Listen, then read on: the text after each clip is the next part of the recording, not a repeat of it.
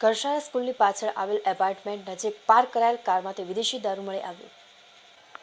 Bhavnagar local crime બ્રાન્ચની team શહેર વિસ્તારમાં પેટ્રોલિંગમાં હતી તે દરમિયાન વાઘાવાડી રોડ પરિમલ 4 રસ્તા ઉપર આવતા ટીમને બાતમી રહ્યા હકીકત મળેલ કે કેવિન કાંતિભાઈ પટેલ રહે વિજયરાજનગરવાળાએ કરશાળા બાલ મંદિરવાળા ખાંચામાં સ્વરા દિવાન ફ્લેટની સામેના ભાગે જાહેર રોડ ઉપર પોતાના કબજા ભોગવતાની બ્રેઝા કાર નંબર GJ04 CR12માં વિદેશી દારૂનો જથ્થો વેચાણ અર્થે રાખેલ છે.